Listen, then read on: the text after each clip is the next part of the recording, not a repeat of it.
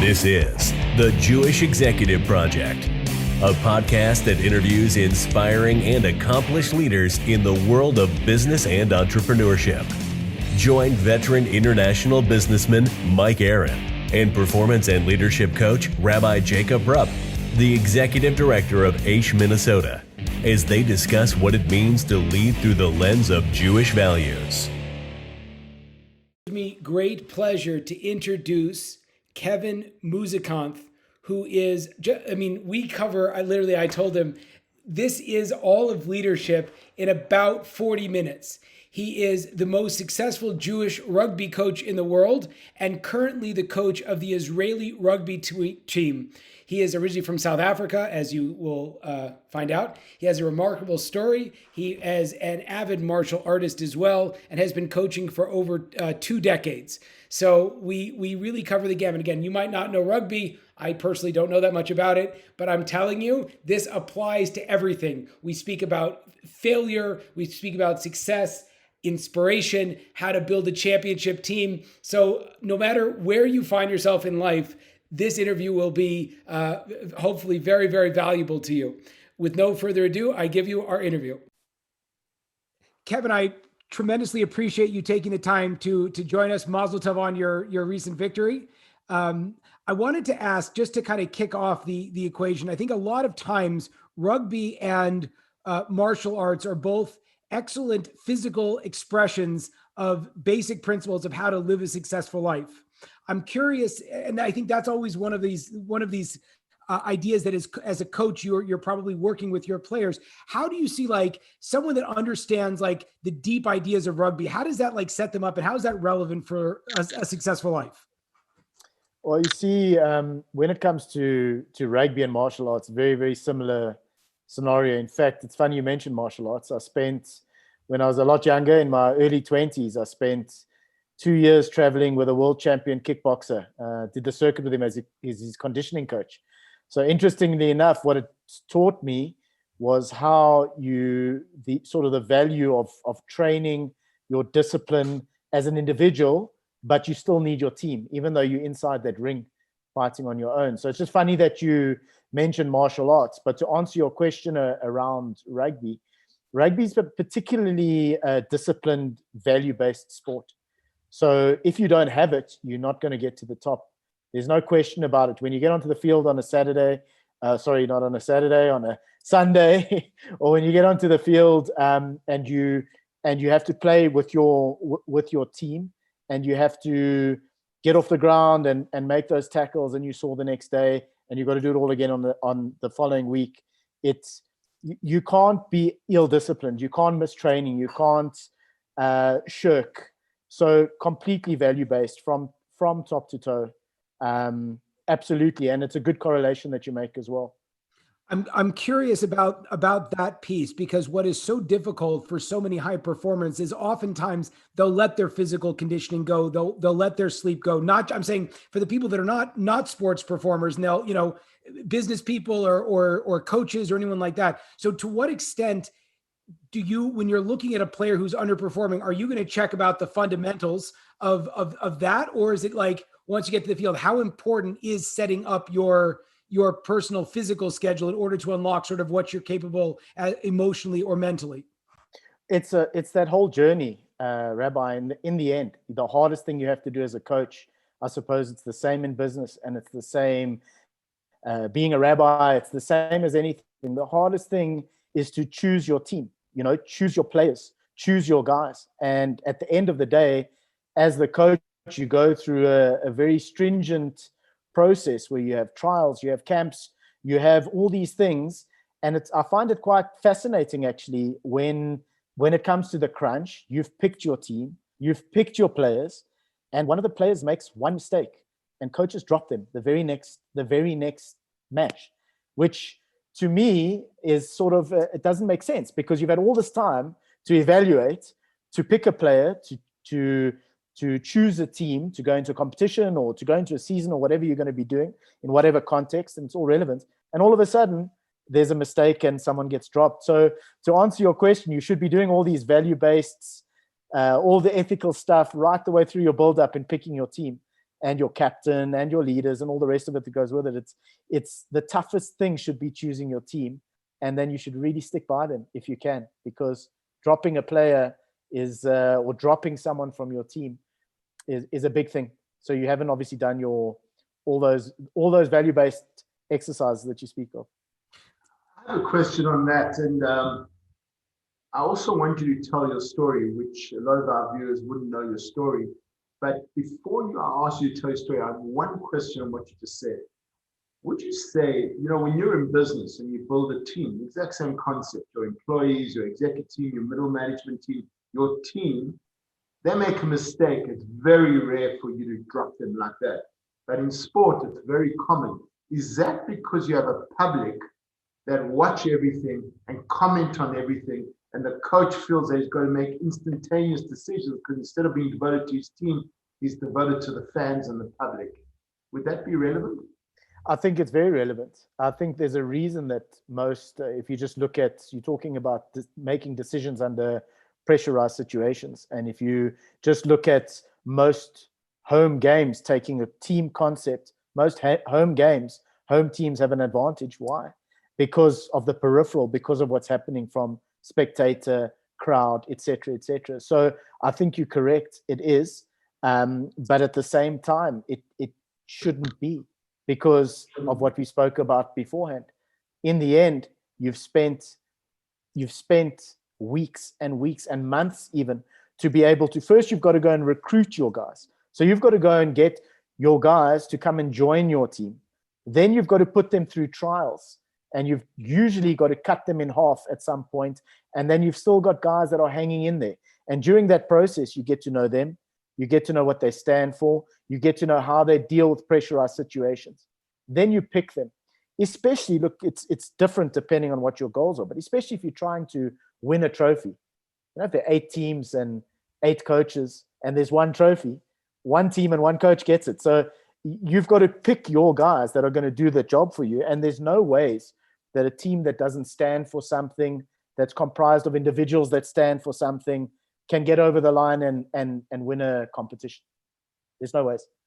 So, yeah. Can you tell us your story? So why don't you start just looking at you and having seen you before, you're clearly an athlete as well.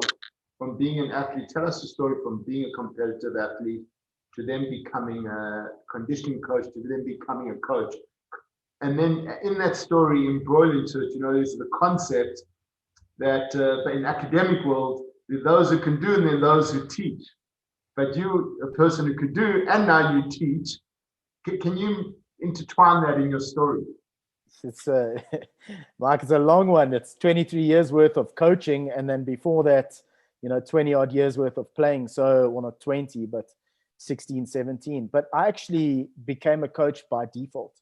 I used to get the goosebumps going to Newlands with my father and watching rugby. He was my ultimate rugby mentor. But at the end of the day, I got injured very young. So when I say very young, I try to hang in there. I had my first operation at 17, shoulder dislocation, shoulder reconstruction. Then try to, get back onto that field again as a schoolboy. I was at Wynberg Boys High School. Get back onto that field. First match back, dislocate again, another operation.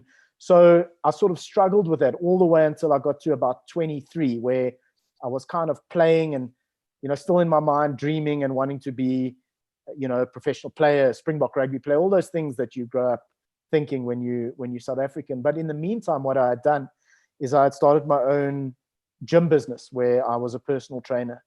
And it sort of became my business to mentor and coach people. And what it did for me is, because it was personal training and it was kind of like an industry where business owners were coming to be trained by me. And here I was, this kid, 23 years old, having to, put high-powered business people through their paces. And it taught me so much about what it means to take somebody and actually take them from a point and take them to another point. And obviously I took that into my coaching. And from the age of 21, 22, I was playing, coaching. Then officially, the very last game I played was actually the Maccabi Games final in Israel against America. That was the last rugby match I played at the age of 23. And I went back. Well, we won. South Africa won. So we can tease Sean about that, but South Africa won. I think he may have been playing. But be that as it may, when I came back to South Africa, I sort of made a decision that I'm not going to play anymore, you know. And I actually haven't. I mean, if you think about it, it's 20 years ago. I haven't stepped foot back onto a rugby field as a player, other than the odd little bit of passing or kicking or playing a bit of touch here and there. But never sort of, you know, I sort of closed that chapter. And then I really, even though there's a rugby player inside me, I really took that into my coaching and at all levels, Mike. So started right at the bottom, coaching under 9s, under 10s, under 11s, right the way through. The first time I got a first team, we call it a first team, an A side, an under 19, you know, sort of a first rugby team. The first time I got that was back in 2009. And that was after, you know, a good solid 10, 11 years of coaching. So it was really, I think I was frustrated because I wanted those opportunities. But I think if I look back, I was actually very lucky, because while some guys finish playing rugby and their first job is coaching the Stormers or coaching a high level side, you know, coaching False Bay, which was the first time I actually coached an A side, a first team Premier club. I had already done 11 years and hundreds of games. So all of a sudden I could see these things, and then obviously progressed. I'll try and just sharpen it up a bit. So progressed from False Bay. I know that you took a college to win the national championship. You took a club to win the national championship. What was it? I mean, South African rugby coaches are world renowned. What was it about you? And modesty aside, what would players say about you that differentiated you from the others? Other coaches? I think coaches tend to think that you've got to coach the person. And I think because of my background, which we can go into afterwards, but because of my background, I realized that as a 22-year-old or 23-year-old trying to coach 30-year-olds, you need to realize that you, number one, not as experienced as them on the field. Number two, you have to you have to go the extra mile to, let's say, win them over, because it's all sales in the end, but you're selling a believable target. So it's not just fictitious sales. And then I think most importantly, Mike, the separation, you know, what would people say? It's something that I often mention to teams. A coach coaches a player, but at the same time, you're a mentor to the person, because without the person, there is no player. So if you're going to just coach the person, you will find that when that person runs onto the field, the player doesn't exist if the person doesn't exist. So you have to have that balance. You have to understand that you're a mentor and a friend to the person, and you're a coach to the player. And there's a clear distinction. I wanted to interrupt because you said something that was fascinating, in the sense that you have to create believers out of people who can win. And now the average person assumes, you know, we're not playing to lose. So it sounds like in a lot of cases, people would play and have that expectation to win. How were you able? It sounds like that's not true. A lot of times people will come on the field and not have that belief. So how did you sell the belief? What were you selling? How are you helping people believe in themselves enough so that they could actually execute and get to where they wanted to go? I'll give you an example on that. It's a very difficult question to answer. I think how does certain songs sound better when certain singers are singing them, and the same song? How does one coach say to a player, "Well done," and another coach says to a player, "Well done," and it means the world to one and means nothing to the other? I think it's a tough question to answer, but I'll give you a story. I think when the dream is just so big, and you somehow get someone to listen to it, it's much more believable for some reason. I'll give an example. We had a guy, he's now playing for Spain. He's a full international. His name's Richard Stewart. And he had been this is the college that you speak about, UCT, University of Cape Town, and very high level rugby tournament on TV, on SuperSport in South Africa, thousands and thousands of people watching it live, and, you know, being interviewed. It's a really, really mainstream competition. And I sort of got this team when they had won 2 games in 2 years. I think out of desperation, they gave me the job. You know, they wanted a change. They wanted something different. So in I went. And the first thing I did is I went to the current team, you know, the current group of guys, and I met them one by one. And I sat with this guy, and it's a student competition. So you literally have to study to play in this competition. And he already had 2 postgraduates, very smart guy, very intelligent guy that had spent 2 years playing for a club, only winning 2 games. And he said to me, look, do you want me to study another postgraduate? It's my last year to be able to play. And I said, yes, I do. And he said, why? I said, no, because we're gonna win the Varsity Cup. And like, he laughed, because it was actually quite a funny thing to say at the time. It was impossible, And he said, but how can you say that? I said, well, it's actually for you. And basically what I had done is I'd worked out that he would play, so long as we made the final, he would play his 50th match in the final. So I'm just illustrating how something so unbelievable becomes believable. So he would now, first of all, they haven't won any matches in 2 years. But now I'm explaining to him that the reason he needs to play is because he's going to be the first guy in history to run on his own in a final. Because if you're playing your 50th game for your club, you run on your own. And I explained this to him. I said, but we have to make the final. And if we make the final, we'll win it. And ironically, we made the final. He ran out on his own at the beginning. And it's just so unbelievable that it's believable, if that makes sense. It's just such a nice story to explain it. So it's the kind of thing where oftentimes people want to get there, but they don't actually believe they can get there. And something else that I hear you saying is that it's just as easy to buy into an impossible goal as it is to buy into a small goal. So you might as well actually expand out what you can accomplish. Why try to make $1 million if you can make $1 billion, right? If you give that person the broad vision of what they can accomplish and you buy into that big dream, it's just as easy. Again, it's just as easy to buy into a big dream as it is into a small dream. Is that sort of what you're saying?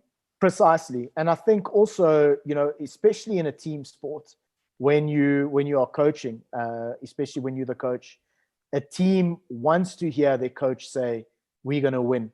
We're going to win this competition. We're preparing to win the trophy, not let's finish mid-table.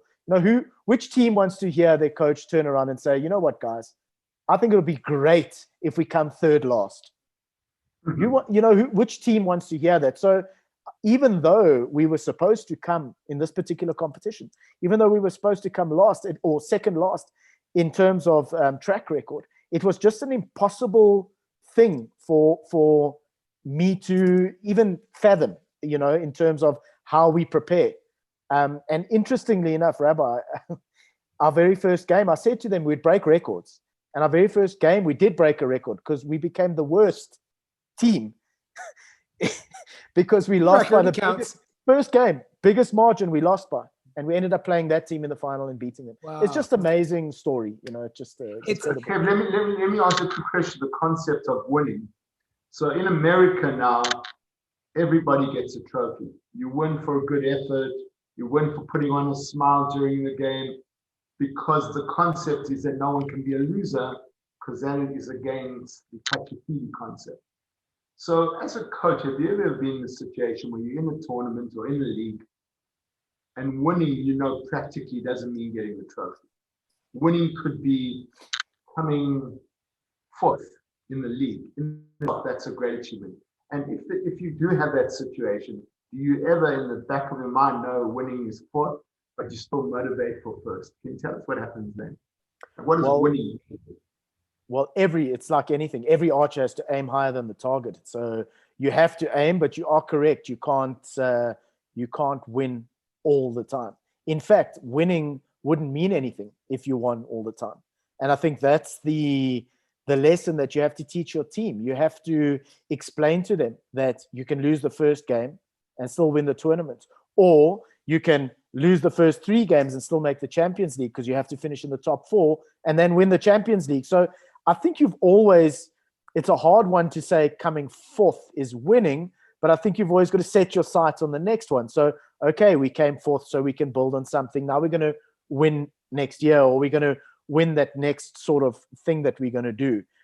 But you are correct. And I think what you're referring to here is you're saying that in the end, you can't win every single match. And how do you turn coming second or losing into a victory? And I'll tell you an interesting concept that I introduced.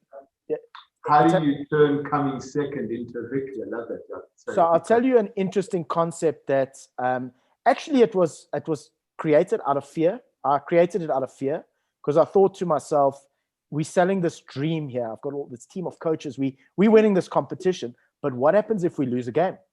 Because everyone says we're going to be unbeaten, and then they lose the first game. They're not unbeaten anymore, and they think they've failed, but there's still a whole competition ahead of them. So what we created, and it actually was, I use it all the time now, and it was by fluke, but now I'm convinced. We created a theme-based result for each game, which means we were playing, it actually gives me goosebumps talking about it. We were playing for two things. So we were playing for the result, but we were also playing for what we stood for in that particular week. And if we won the match, but we didn't follow through on what we stood for, we actually counted it as a defeat. If we lost the match, but we honored our theme for the week, we counted it as a victory. So in the end, we found a way to win no matter what. And we were just a team of winners. So there's a couple of huge things that come out from that, which is a fascinating idea when it comes to leadership. Is on one hand, you want to set your goals high so that you can actually start to achieve them. But then even as you dial in, because you have that high goal, you have this understanding that even if I'm falling short of that goal, that's still a lot higher than I would have gotten had I not shot that high. Secondly, what you're saying is to start to redefine, and this is something that I think is absolutely crucial that I speak to with a lot of people, is like your definitions of success, which means that technically, yeah, you can define success however you want. Like Mike was saying, like, maybe just showing up as a success. But on the flip side, like find things that actually matter to you and define success that way. So if what our goals are, I'll work with teams and they might, be making a ton of money, but they hate each other. So like, can you guys sit down and have a meeting where you guys just can leave the room having felt heard? And so that becomes a goal, even if we didn't address maybe one of the bigger pictures. So finding areas where you can win and to buy those little victories along the way. Is that what you're saying? Absolutely. And also another factor that comes in is to not, as best as possible. It's really hard, and it does come with experience, and we sometimes have to remind ourselves this, but to not blame anybody. I can give numerous examples of matches that were lost through absolutely no fault of mine. But you can never say that. You can never say that to a reporter. You can never say that to a team. You can never say that to your coaches. In the end, the team wins, the coach loses. The coach never wins. The coach coaches. And if you take that responsibility away from the team, it's hard. It's very difficult because you've got to, what's happened because you've lived it, and nobody hurts like the coach when you lose. But at the same time, if you can take that pressure off the team, if the team understands, they just have to play. You have to win or lose. If you lose, it's your fault. It's my fault, guys. I'm sorry. I picked you, therefore I can't blame you. I gave the tactics. I made the subs, therefore I can't blame you. I picked the conditioning coach. I picked the assistant coaches, therefore I can't blame you. We went through the week plan, therefore I can't blame you. How do we get better? And I think so long as the team knows that you're going to stand there and take the blame, then they feel a bit protected. It's like falling down. You'd much rather fall into a mattress than fall onto the hard ground. So leadership is becoming the mattress for your team, ultimately, to give them the sense of stability. That, again, that's a brilliant concept of this thing that we hear a lot about servant leadership, which is like, yeah, I might technically be in charge of this, but what that practically means is I just allow other people the safety to just go out there and do their job without feeling like they have to. It's not on them. It's on me. It's exactly. And I think it just depends on your personality. So if it doesn't suit your personality to carry that, let's call it warrior mentality, to say, I'm going to lead you guys. If we lose, it's me. If it doesn't suit your personality, it's not a cut and paste. It has to fit. It's a tough thing to say, because often people will listen and go, that's a great concept, let me try it. And they just fail dismally because it really doesn't suit their personality. But if it matches, and if you take responsibility. Listen, we interviewed a guy, I'm going to interrupt for a second. He said the only thing that sounds true is the truth. Nothing else sounds true. Only the truth, the authentic. So, that, and I think authentic. I think that is, one day when I hang up that coaching whistle, I think if my players over the 50, 60 years, please God, that I'm going to coach for, turn around and say he was authentic, you just said a word there, that would mean much, much more than anything else. He was real. He put his heart in the middle, and we went with it for that season. Because in the end, it's actually funny. Very seldom does the same circle in rugby context stand together week in, week out. Often, it's the very last time that circle is going to play. So you've really got to embrace that sort of moment. It's the moment. It's like you've got to have a thick skin but a thin skin. You've got to show your heart, but at the same time hold it close. It's a very yeah. I mean, I can go on. I wanted to ask also something that you mentioned. One of the things that so many leaders and teams deal with is this idea of a fear of failure, which is that we set up we set up these goals, and then we so closely link our ego to the outcome that it's almost scary to execute. Because if I don't make it across the goal line, so to speak, or if I don't make what I set out for, I'm a failure. I don't want to try. I fall apart. So how do you mitigate that fear of failure, either as a coach or as a player? I think you have to stimulate success and failure right from the beginning when it doesn't count. So basically, the only time it counts is in the final, but it doesn't count right at the beginning. So if you've got a team for 2 months before your first, and most of the time that should be the case, you should never really walk into a team and have a match that week. It doesn't kind of work that way. And obviously, if you're involved in school and lower level rugby, there are different sets of principles and values that you should be teaching and coaching. But I'm talking now at sort of the higher level. When you arrive there and you're trying to stimulate success and failure, so often what happens is a coach doesn't realize that when he's coaching, so he'll send out his structure, then he'll get his team to start playing plays, okay? They'll get it wrong. He'll keep them there past the time that he said they would finish practice, all the way until they get it right once, even though they failed 10 times. Now, is he doing that for the team, or is he doing that for himself? So he's coaching for himself so he can go home, feel better about himself. But what he doesn't realize is he's sending his whole team with a different set of personal circumstances. Someone might have been proposing to their fiance. You don't even know what's going on in terms of the time frame. They lose a bit of trust. He goes home feeling good because his plan worked. His team goes home frustrated with him. Now, if they fail and they feel what that failure was like, then all of a sudden they've lost something that doesn't really count. So you stimulate that success and failure all the time. You make it a competition. When you go into the gym, you don't just do a workout. Someone wins, someone loses. When you go onto the field and you're doing drills, someone wins, someone loses. There's a leaderboard. People know what it's like to win. People know what it's like to lose.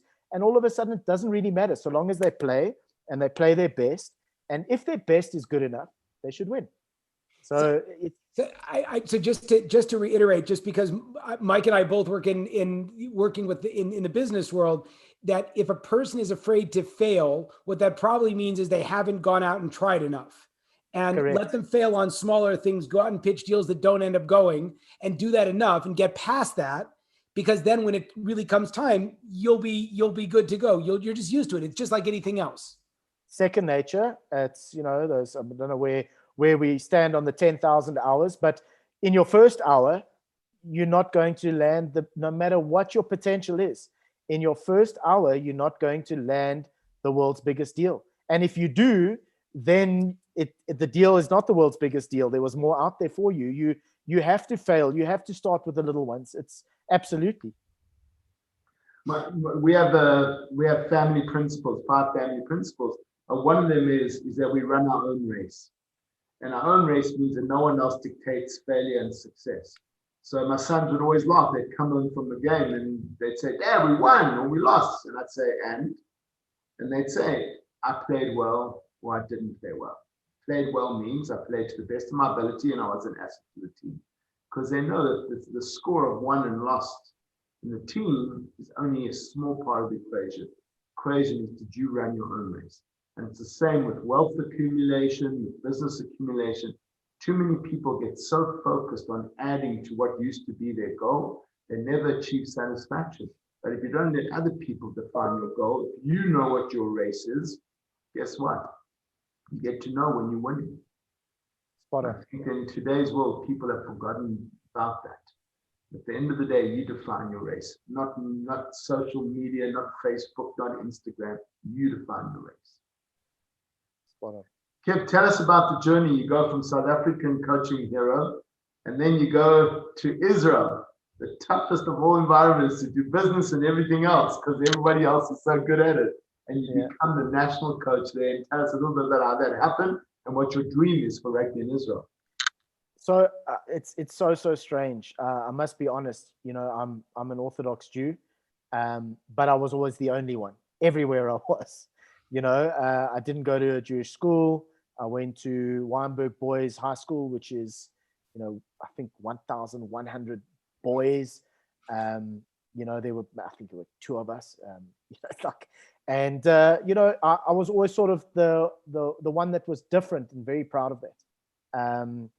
Having said that, I never experienced anything untoward in that regard, and actually welcomed everyone and anybody and everybody into my little world of Muizenberg Shul and Muizenberg Synagogue and singing in the choir, etc., etc. And I think the reason I say that is because it's so ironic where I am now, because, you know, I'm in Israel coaching rugby as one of many Jews. Everybody is Jewish, although, you know, that's not a prerequisite for the team, etc., etc. But the reality is, Jewish country, that's where I am.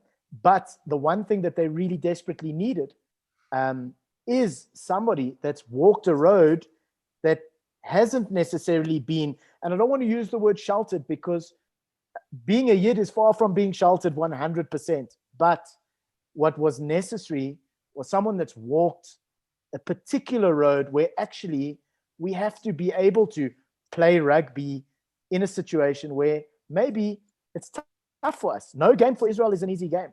Every game is tough. And with our goals and our aspirations for the next 5-6 years, every game is going to be like climbing Mount Everest, because we have significant goals that we want to get to. So how did I land up there? Very simple. As you know, I played Maccabi, and I love the competition, but it sort of moved to the back of my mind. And when I moved to Johannesburg to take up a directorship at St. John's College, obviously the Jewish community in Joburg is large. And as soon as I got there, they started welcoming me into the community as the community does, made me sort of a home away from home kind of thing, away from my family, etc. And slowly but surely, this Maccabi Games thing came up as, would you coach the South African Maccabi side? And initially, you know, it wasn't something that I really thought was something I wanted to do. But slowly but surely, I thought about it, I processed it, and I thought, you know what an amazing opportunity.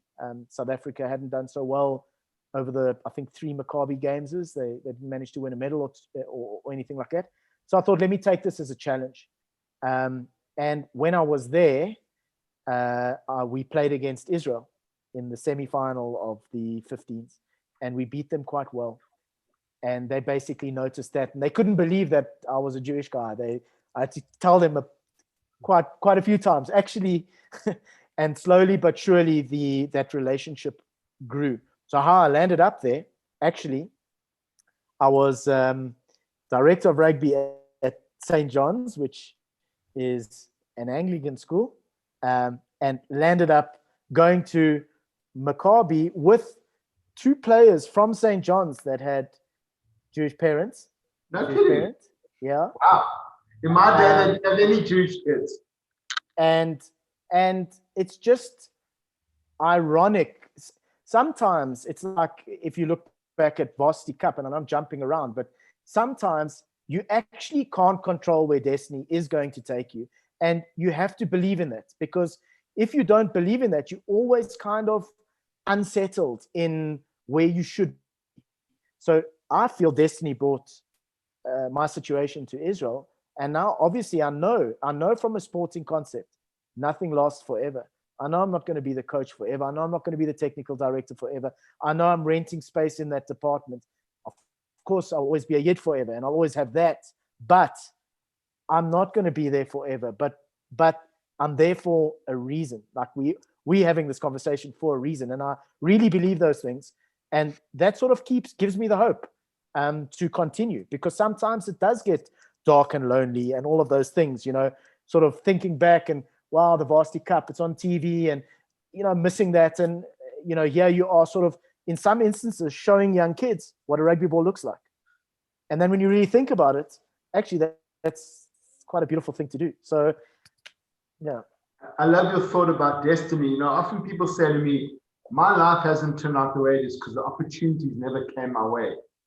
And I'm like, I think you never had your eyes and ears open when those opportunities did come your way, because the opportunities tend to come everybody's way.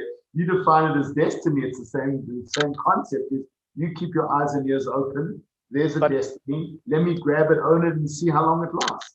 But only if you believe in it. And that's the thing, I wanted to point that piece out also, like you were saying, is that having the perspective to realize that you're getting always set up for the next place, as frustrating as it might be, or whatever it might be. You might be the one that introduces the next big rugby spar. You would be that first guy that showed him what the rugby ball looked like. So understanding that, or that you didn't get frustrated that you started your career teaching kids, because it was preparing you how to coach when you're coaching at a professional level. So I think that perspective of, I'm going in the right direction. I had that call with someone today who felt like everything was just falling apart. And I said, what if you saw that, like, this was sort of like the foundation, the soil for what you were going to grow towards? And he was like, oh, I never thought about it that way. But that's such a fundamental, like, mindset shift, especially as we deal with, again, there's so much turmoil in the world, and so many people are so are looking at it from such a negative way. And when is this bad thing going to pass? And they haven't made that switch to say, well, what can I do now? Or what are the opportunities in front of me now that I can take advantage of to position myself to be one of the leaders when we come out of this? Yeah. I really, that resonates with me. It makes me think of, I'm not sure who made this quote, but I've used it quite often, especially at the beginning of a season. But it's like, to be the best in the world, for someone to be the best in the world at something, there's only that one spot. And it's quite, if you think about it, it's quite an arrogant thing to think, because first of all, you don't get to be the best in the world if you don't think you're going to be the best in the world. So now all of a sudden there's a level of arrogance that is attached to that. But the one thing that is definitely part of that process is, if you want to be the best in the world, you have to be arrogant enough to believe that you're the best in the world, but humble enough to work at it every single day of your life, because otherwise you won't get there. So it's that ambiguous, that sort of join it together and it's perfect. And that's the truth. The truth is, nobody wakes up and is the best in the world. They have to work really hard, but they also have to believe that they're going to be the best in the world. So that kid that's you don't know who the next Springbok is, who the next All Black is. You don't know what you happen to be coaching. You could be coaching the next best fly half in the world, but you need to treat the guy that's never even going to make an A team as if he's the best fly half in the world, because he might just be. So it's that kind of thing to take into, that keeps you sort of sane, but also keeps you dreaming all the time. There's lots of articles about Steve Nash, the national basketball player, who happens to be half South African, half Canadian. And consistently, you'll see all the greats have always said the one thing about Steve Nash, he didn't have the natural talent, except for one natural talent he had, was to never stop working. And Kobe Bryant used to say, when he left the gymnasium and everybody was exhausted, Nash was still out there working.